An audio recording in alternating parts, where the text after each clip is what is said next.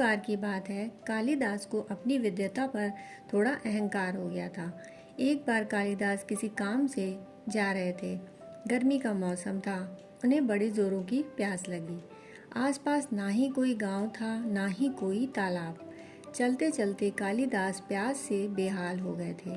तभी उन्हें सुनसान रास्ते के किनारे एक कुआं दिखा, जिस पर एक स्त्री पानी भर रही थी। उस स्त्री से कालिदास बोले, माते पानी पिला दीजिए, बड़ा पुण्य होगा। स्त्री बोली, बेटा मैं तुम्हें जानती नहीं, अपना परिचय दो, मैं अवश्य पानी पिला दूंगी। कालिदास ने कहा, मैं पथिक हूँ, कृपया पानी पिला दें।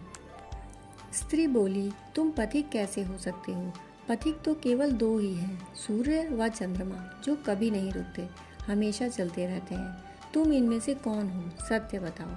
कालिदास ने कहा, मैं मेहमान हूँ, कृपया पानी पिला दें। स्त्री बोली, तुम मेहमान कैसे हो सकते हो? संसार में दो ही मेहमान हैं, पहला धन और दूसरा यौवन। इन्हें जाने में समय नहीं लगता। सत्य बताओ, कौन हो तुम? अब तक के सारे तर्क से पराजित हताश तो हो ही चुके थे। कालिदास बोले, मैं सहनशील हूँ, अब आप पानी पिला दें। अब तक के सारे तर्क से पराजित और हताश हो चुके कालिदास बोले, मैं सहनशील हूँ, अब आप पानी पिला दें।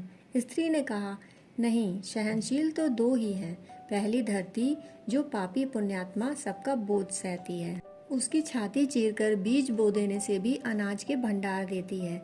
दूसरे पेड़, जिनको पत्थर मारो फिर भी मीठे फल देते हैं। तुम सहनशील नहीं, सच बताओ तुम कौन हो? कालिदास लगभग मूर्छा की स्थिति में आ गए और तर्क वितर्क से झुंझला कर बोले, मैं हठी हूँ। स्त्री बोली, फिर असत्य, हठी तो दो ही हैं, पहला नख और दूसरे केश, कितना भी काटो बार बार निकल आते हैं। सत्य बताओ, कौन हो आप? पूरी तरह अपमानित और पराजित हो चुके कालिदास ने कहा, फिर तो मैं मूर्ख ही हूँ। स्त्री ने कहा, नहीं, तुम मूर्ख कैसे हो सकते हो?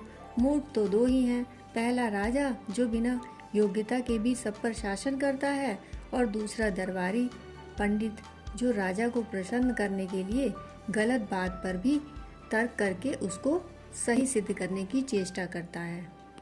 कुछ बोल न सकने की स्थिति में कालिदास उस स्त्री के पैर पर गिर पड़े और पानी की याचना में गिड़गिड़ाने लगे। स्त्री ने कहा, उठो वत्स। आवाज़ सुनकर कालिदास ने ऊपर देखा तो साक्षात माता सरस्वती वहाँ खड़ी थी। कालिदास पुनः नतमस्तक हो गए।